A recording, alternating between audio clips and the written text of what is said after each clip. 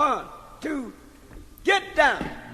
Bonjour à toutes et à tous, installez-vous, c'est l'heure de votre thérapie pop. Paid the cost to be the boss.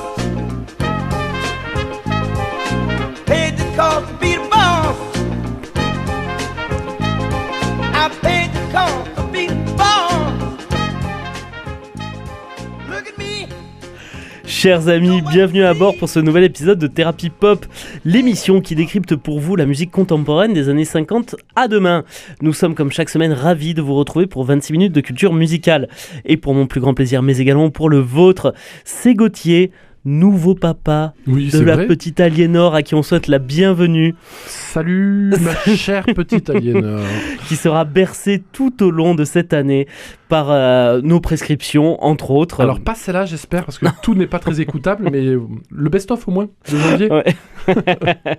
Donc c'est Gauthier qui, en plus de sa fille, nous prendra par la main aujourd'hui. Salut Gauthier. Salut mon cher Théo. Aujourd'hui, donc, vous l'aurez compris, c'est jour de prescription. Je vous le rappelle, la prescription, c'est notre petit tour d'horizon, enfin surtout celui de Gauthier, sur les albums parus durant les dernières semaines. On vous recommande quoi écouter ou ce dont il faut impérativement s'éloigner. Et on commence avec du lourd, Gauthier, puisque 16 ans après leur dernier album, le groupe britannique emblématique de la New Wave, The Cure, revient avec un nouveau disque intitulé Songs of the Lost World. Alors, rien que dans le titre, on sent que Robert Smith, qui a écrit et composé l'intégralité des 8 titres de l'album, est toujours baigné par une ambiance assez ténébreuse.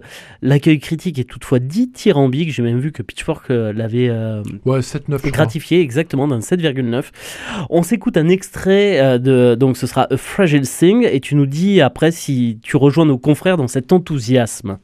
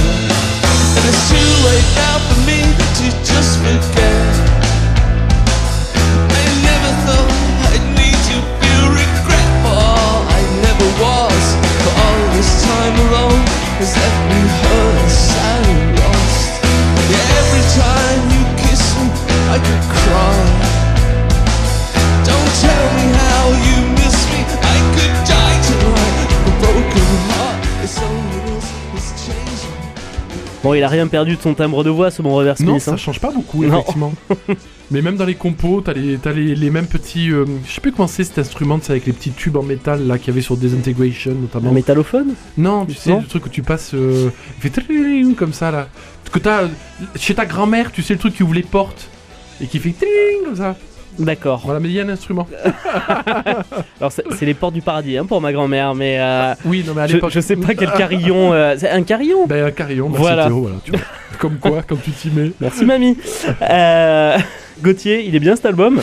Écoute, honneur aux plus vieux gars entre guillemets de cette prescription, les Cure, tu l'as dit, qui reviennent après une carrière déjà bien longue. Alors, je précise d'ores et déjà que je suis, je pense, un très mauvais chroniqueur des Cure, parce que je suis tombé amoureux du groupe à mon adolescence, donc un amour fugace, très violent par contre. Long time ago. Oh oui. À l'époque où j'écoutais beaucoup de Joy Division, au tournant des années 2000, autant te dire que j'étais tombé amoureux du pornographie de Cure, cet album bien dark, bien étrange mais extraordinaire, et aussi de leur Blood Flowers qui était sorti en 2000, qui ouvrait un peu la période qu'on pourrait qualifier de moderne des Cure, et dans lequel je replonge régulièrement avec délectation. Je suis pas un grand fan par exemple de Boys Don't Cry, je suis pas un très grand fan de Disintegration and The Hit on the Door, qui sont les deux albums les plus connus des Cure, quoique je reconnaisse bien évidemment absolue indéniable qualité. Non, mais je suis pas un fou non plus. Mais voilà, c'est pas mes références quand je parle des Cure. Tout ça pour dire que je cherche pas nécessairement la même chose dans un album des Cure que peut-être des gens qui écoutent les Cure de façon un peu plus classique vont rechercher. Alors, tu me diras, mon cher Théo, m'y suis-je retrouvé dans ce dernier album ? Alors, d'une certaine façon, oui, on retrouve ces longues plages sonores qui ont fait le succès, notamment de leurs derniers albums. De leurs derniers albums, tu me l'as dit, Théo, il n'y a que 8 pistes, on descend rarement sous les 5 minutes, avec des instrumentales qui sont parfois très longues. Je pense aux 2 premières chansons, par exemple, de l'album, Alone, ou peut-être l'une des plus belles, Nothing is Forever, mais qu'on peut pas vous mettre comme extrait parce qu'en fait l'intro dure 3 minutes, je pense. Enfin, voilà, avant que Robert se dise qu'il faut se mettre à chanter un moment ou un autre. Voilà, donc c'est un groupe qui maîtrise plus que tout son sujet, qui n'a plus rien à prouver, qui n'est plus là pour faire danser personne. D'ailleurs, vous ne retrouverez pas le Boys Don't Cry, oublié immédiatement, et qui pose sur cet album. Tu l'as dit, Théo, Dark, la pochette est pas très gaie, sa lente et très certaine maturité. C'est un album qui s'écoute. Voilà. Et c'est Robert Smith qui a tout fait tout seul comme un grand. Oui, bon, ça, c'est les Cure. Ouais. Mais donc, à mon sens, c'est un bon album, pas le meilleur album de cette période moderne, entre guillemets, des Cure. Je conseille bien plus largement l'écoute de Blood Flowers. Mais, allez, Théo, ça fait plaisir de réentendre ce bon Robert Smith et ses petits potes faire ce qu'ils savent vraiment, par contre, très bien faire. Ils sont pas du tout sortis de leur chantier habituel. Donc voilà, un bon album, incontestablement. Il est désormais temps d'évoquer un groupe qu'on avait chroniqué il y a belle lurette, en 2021 plus précisément, puisqu'on avait évoqué leur premier album, Common Pilgrim. Vous l'avez ? C'est Pixies qui revient avec un 10e album, The Night the Zombies Came. Alors on s'écoute un petit extrait, Chicken.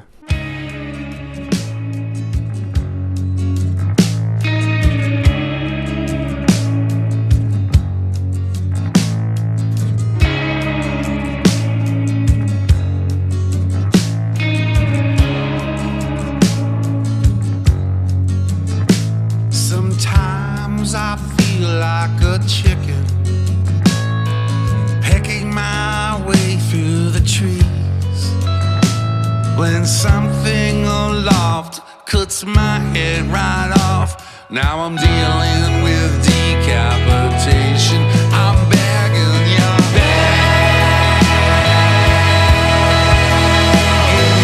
please. I'm begging. Chicken donc. Ouais, Chicken, ouais. Sometimes I feel like a chicken. Ouais. Il est mal, Frank Black. Gauthier, il est bien cet album ou pas ? Écoute, là encore, honneur aux vieux, les Pixies, c'est les deuxièmes vieux de notre prescription, dont le dernier album ne bénéficie pas même d'un article Wikipédia en anglais. Pour te dire même en anglais. Ouais, pour te dire l'indifférence totale dans laquelle cet album sort, c'est moche de finir comme ça. C'est une indifférence. Et c'est pas fini, Gauthier. C'est peut-être pas de fini. De poursuivre comme ça. De poursuivre. Alors que tu étais probablement l'un des groupes les plus influents de la fin des années 80 et du début des années 90. D'un autre côté, quand tu écoutes la chanson You Are So Impatient, extrait de leur dernier album, tu t'interroges réellement sur la nécessité qu'ils pouvaient avoir de sortir ce disque. Ça m'a fait penser à une sorte de Queen of the Stone Age jouée par un groupe de potes bourrés dans l'Arizona et une kermesse du dimanche. C'est nul, mais vraiment nul, et surtout, et c'est presque pire venant des Pixies, c'est faussement cool. Bon, Théo, je suis professionnel, je me suis accroché, je suis allé jusqu'à la 4e piste, la fameuse Chicken, le single, si j'ai bien compris, dont je n'ai absolument rien compris de ce rock qui est mou à vomir, et dont je ne comprends pas l'intention mélodique du bridge ni du refrain que vous entendez derrière, qui est d'une nullité abyssale. C'est tellement dur d'entendre ça de mes compositeurs, de Gouge Away, l'une des chansons que j'ai peut-être le plus écouté, le plus aimé quand j'étais ado, ponctué de ce lancinant et affreux que vous entendez encore en fond, I am down of my knees. Oui, mon pauvre, tu es down of your knees. Alors mon cher Théo, je sais qu'on ne fera pas un homme à terre, ou tout du moins qu'à les genoux posés au sol. Alors je me contenterai de passer mon chemin et d'arrêter ma chronique là, éviter cet album comme Wikipédia lui-même a évité d'en parler. On poursuit notre tour d'horizon, Gauthier, avec le beau gosse de l'étape, le rappeur Kendrick Lamar. Beau gosse, Kendrick. Oh ouais. Ah ouais, plutôt ouais. Ah, tu trouves ? Bon, oui, je pense pas être le seul à le penser. Because smart is beautiful. Non, smart is the new sexy. Kendrick Lamar qui revient avec un album surprise un petit peu parce que personne ne l'attendait. Le chanteur a annoncé cette sortie par un simple tweet le vendredi 22 novembre. Alors l'album s'intitule GNX. Il ne contient pas le morceau qui a pourtant fait grand bruit dans la planète rap cette année. Ce morceau c'était Not Like Us. Et dans ce morceau, donc, Kendrick Lamar règle ses comptes de façon assez violente avec le rappeur Drake. Pour être complet dans cette présentation, on souligne que c'est lui qui animera la fameuse mi-temps du Super Bowl en février prochain. On s'écoute un petit extrait, c'est Earth Part 6.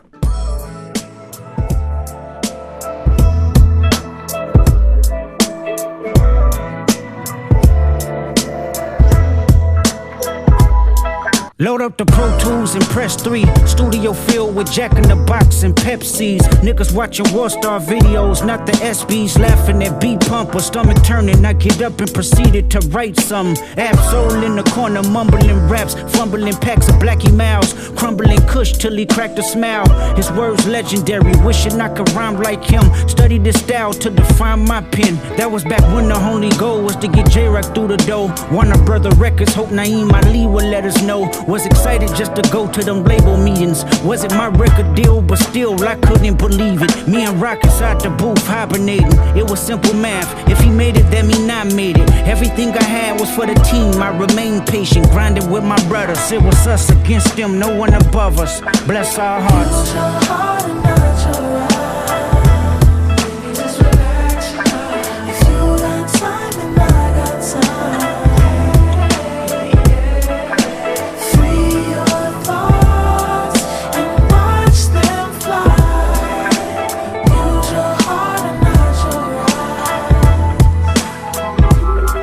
My nigga Dave had a champagne Acura, a bunch of instrumentals I freestyled in the passenger. Kendrick Lamar alors Gauthier. Vous n'êtes pas dans le studio où Théo me montre avec son téléphone des photos de Robert Smith pour me prouver que Kendrick Lamar est sexy. Oui, tout dépend du comparatif. Mais ouais, voilà, c'est ça. Faut pas prendre les extrêmes, pauvre Robert Smith. Alors lui, mon cher Théo, il était, tu l'as rappelé, absolument pas prévenu à la programmation de cette émission. Monsieur Kendrick n'ayant absolument pas eu la délicatesse de nous annoncer la sortie de son nouvel album.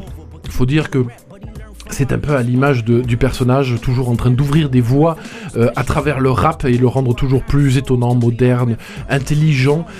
C'est un CD s'il faut essayer de rentrer dans une critique, parce qu'il faut bien essayer de le critiquer, un peu schizophrénique, balancé entre des sons qui sont presque parfois club, je pense à la chanson Squared Up ou l'autre chanson Hey Now, et ou des chansons parfois qui sont beaucoup plus délicates, je pense à Men at the Garden ou Luther ou Earth Part 6 que vous entendez, avec des intros qui sont carrément hispaniques, dues notamment à la présence de la chanteuse mexicaine Dera Barrera, que je crois il a découvert à une mi-temps d'un concert dans un stade, enfin tout dans le genre. Encore un Super Bowl. Oui, encore un Super Bowl. C'était pas le Super Bowl parce que Dera Barrera, je pense pas qu'elle soit appelée pour faire la mi-temps, mais on passe ainsi, excuse-moi mon cher Théo, par l'improbable changement d'ambiance entre Earth Part 6 que vous entendez en fond. Kendrick Lamar nous rappelle son incroyable talent pour transformer un rap en pastille pop ultra efficace, parce que sa boîte du rap, tu peux le mettre à n'importe qui, ça fonctionne, ce qui est la définition de la pop. Et GNX, qui a le nom de l'album, donc le titre éponyme, sorte de rap avant-gardiste et vraiment âpre, que l'on quitte presque soulagé, parce que c'est une chanson un peu abrasive. Peut-être interrogation aussi quand tu écoutes l'album, était-il nécessaire, mon cher Théo, comme tu l'as rappelé aussi dans ton excellente introduction, de se taper un bif avec ce bon vieux Drake pour sortir derrière Luther, qui est une chanson qui n'aurait pas fait pâle figure incontestablement sur un album du Canadien. Ça ressemble un peu à du Drake. Au final, difficile de donner un avis tranché en fait. Si les dernières productions de Kendrick Lamar sont incontestablement mieux maîtrisées que ses débuts, il manque peut-être un peu l'insolence, la fougue, la nouveauté de ses premiers sons, qui avaient l'avantage aussi d'être nouveaux.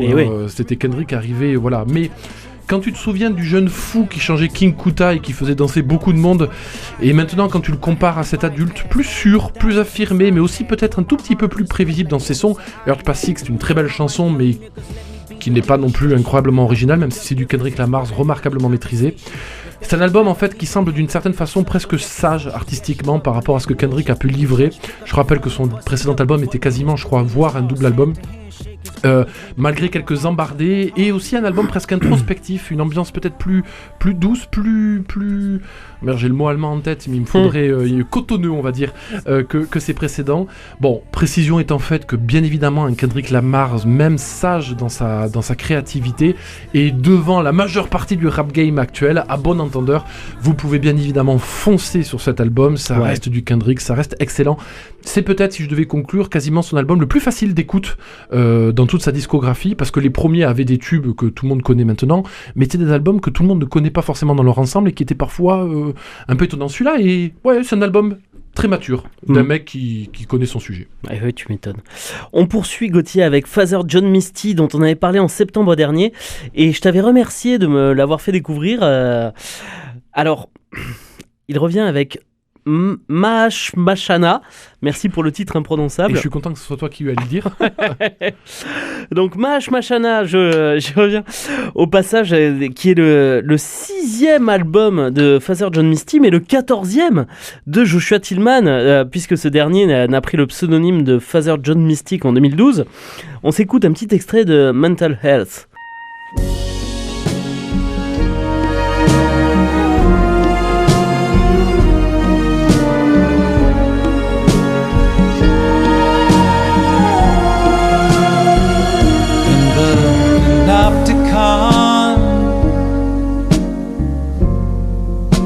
They never turn the cameras on.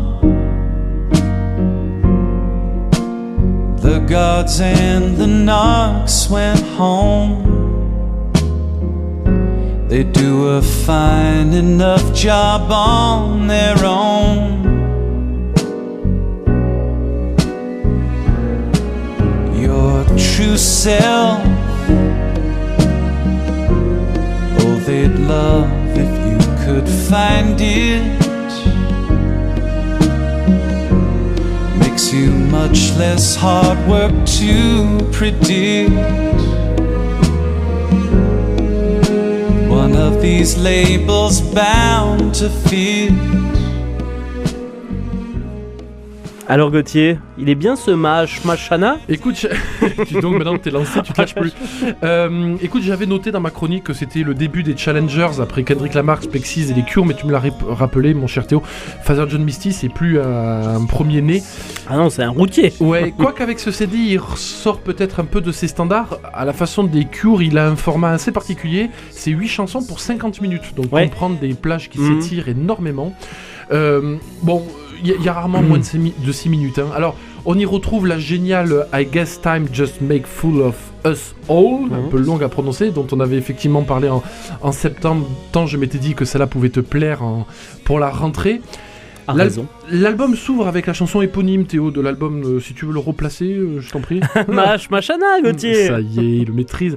Une sorte de composition un peu à la Hey Jude, dans le sens éléphantesque, pathos, avec une orchestration qui est un peu lourde et un refrain qui étouffe la délicatesse, je pense, de ce que devait être la composition originelle. Puis renversement d'ambiance avec le très blues rock She Cleans Up, dont ça m'a pété à la gueule. Alors ça vous le fera pas de la même façon, mais le refrain c'est I Can Dance de Genesis. Ça m'a énormément agacé quand tu sais, après quand t'as le gimmick dans la tête, tu peux plus lâcher. Sauf que le I Can Dance c'est I Can Dance, ça reste dans la tête, c'est horrible. Et c'est franchement pas top. Avec Just Tillman aussi, and the Accident Dolls, le bon père se fait plus pépère, presque crooner. Les influences, là encore on pourrait presque parler de plagiat, sont plus à aller voir du côté de Beck, avec ses violons qui répondent aux chanteurs. Une orchestration que notre cher Gainsbourg National n'aurait pas renié. Il y a vraiment un truc à la Melody Nelson où il parle, les violons lui répondent, puis il parle et les violons lui répondent.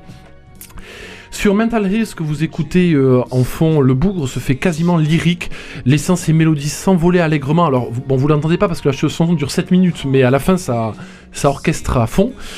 Pour l'un des passages les plus plaisants et peut-être les plus poignants de l'album, Scribbland juste après est une expérience un peu plus douloureuse, comme le titre d'ailleurs au demeurant pouvait le laisser présager. Et puis au fond...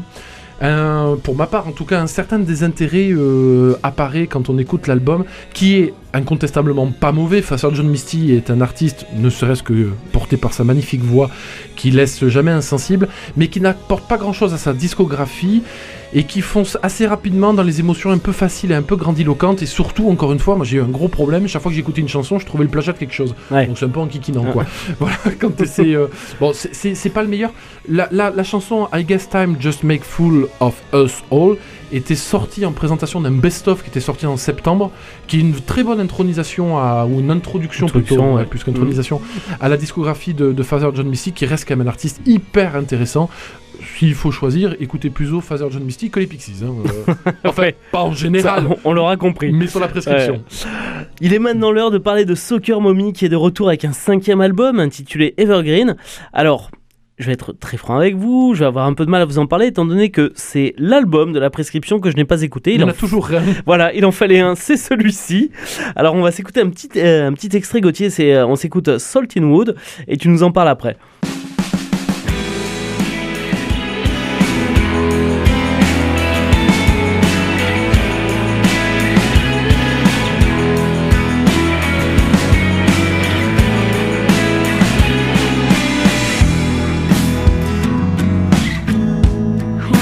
Close my eyes when I dream my dreams, when I hear that song, when I'm on my knees, and when I walk at night down an empty street. Ça dit quoi cette Soccer Mommy ? Écoute, c'est une artiste qu'on ne demande qu'à aimer, que moi j'écoute toujours avec beaucoup d'affection. C'est une voix chaude, vous l'entendez, des mélodies grattées aux sonorités qui rappellent nos années 90 de l'adolescence, nos Pixies peut-être d'une certaine façon, les beaux, et qui sous l'apparence d'une belle délicatesse sont souvent d'une très louable complexité, d'une incontestable finesse. Là, la partition que vous entendez, ça sonne un peu rude, mais en fait c'est très enlevé, c'est très travaillé, c'est très très beau. Les 2 premiers albums m'avaient conquis, on avait chroniqué le 2e, je crois, au tout début de Therapy Pop, mon cher Théo. Ouais. Le 3e un poil moins, et ce 4e est malheureusement un tout petit peu baigné dans les eaux troubles et sombres d'un deuil que notre rockeuse semble avoir du mal à faire. Je crois d'ailleurs qu'au demeurant c'est le deuil de sa mère, donc c'est peut-être ça qui le rend un peu compliqué. L'album souffle sur le très triste Lost avant d'enchaîner sur un plus efficace M, s'appelle M, sur lequel on retrouve le caractère plus joueur des mélodies de Soccer Mommy. Survient après avec la délicatesse d'une Mustang, la chanson Driver, dont l'attaque de guitare te fait presque sursauter en sortant de M. Bon, on fonde plein d'espoir sur Some Sunny Day, mais qui ne semble ne pas aller au bout de son projet. Et puis, Abigail, par exemple, une autre chanson extraordinaire de cet album qui fait tournoyer dans l'une des rares éclaircies de l'album. Soccer Mommy, c'est vraiment une artiste sur laquelle il faut se pencher. Je pense qu'elle est dans une phase, on va dire, de transition, mais encore une fois, une chanson comme Salt in Wood, un riff aussi intelligent que celui que vous entendez derrière vous, retrouvera, j'en suis certain, un jour chez Soccer Mommy, la bonne mélodie pour un autre album excellent. Bon, à suivre donc. On va refermer cette prescription avec Night Palace, le 11e album de Monterey, de son vrai nom Phil Elvrum. Alors décidément, on a eu des gens productifs dans cette émission, et quand je dis productif, c'est pas demi-mot, parce que Night Palace contient 26 pistes pour une durée proche de l'heure et demie, ce qui est assez rare pour être souligné. Mais s'il est relativement sombre, cet album est la mignonnerie du jour, même si je n'oublie pas le délicat Father John Misty. Qu'est-ce que t'en penses, Gauthier ? Eh bien, ça m'étonne que tu le qualifies de mignonnerie. Alors, Ah bah si. Monterey, c'est un gars que j'avais découvert moi personnellement à l'époque de son superbe, troublant et émouvant A Crude Looking at Me, qui est un album consacré à son épouse qui venait de mourir d'un cancer juste après avoir donné naissance à leur fille. Cool comme ambiance. C'est un album qui était absolument somptueux. C'est un artiste que vous connaissez peut-être, non pas sous le nom Monterey, mais sous le nom des Microphones, qui était un groupe aussi très influent des années fin 90 ou surtout des années 2000. J'irai très vite, mon cher Théo, je sais que le temps nous est compté. C'est un album qui est très compliqué d'approche. Il y a 26 chansons, certaines qui font 4 minutes, certaines qui font moins de 30 secondes. C'est un album aussi où il passe quasiment toutes ses envies, c'est-à-dire qu'on peut trouver de très jolies petites mélodies. Je pense à l'enchaînement My Canopy ou Bloom of Wind, qu'on va s'écouter en fin d'émission. Et puis Why Walk, qui est un vrai petit bonbon au demeurant. Et puis au milieu, vous avez des trucs qui sont beaucoup plus expérimentaux. Parfois, il y a quasiment que des rythmiques, c'est très étrange. Parfois, des guitares très très agressive dans le style vraiment même pas lofi, c'est au-delà de ça. Pour être totalement honnête avec vous, je suis arrivé piste 12, 13 et 13 chansons c'est déjà beaucoup. Quand j'en arrive à la 13e, que j'ai toujours pas compris ce que l'album attend de moi et que je me rends compte qu'il m'en reste 18, c'est vrai, tendance un tout petit peu à lâcher l'affaire. Il t'en restait 13, t'en étais à la moitié. Ouais, c'est vrai. Mais bon, c'est chaud quand même.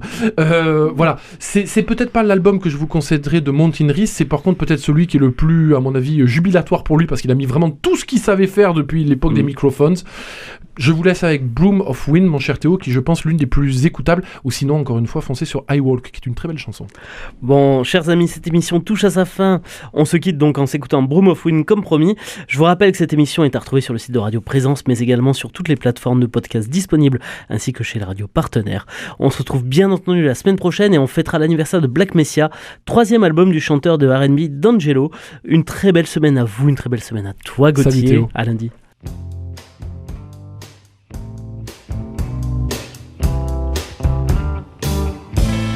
Sweeping with an old broom whose straw keeps chunking off for me to sweep up.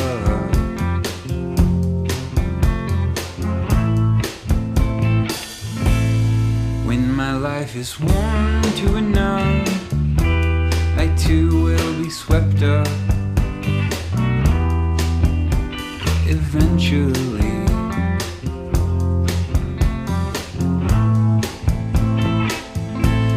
Same thing I once came from, I too am a chunk broken off from the broom of wind.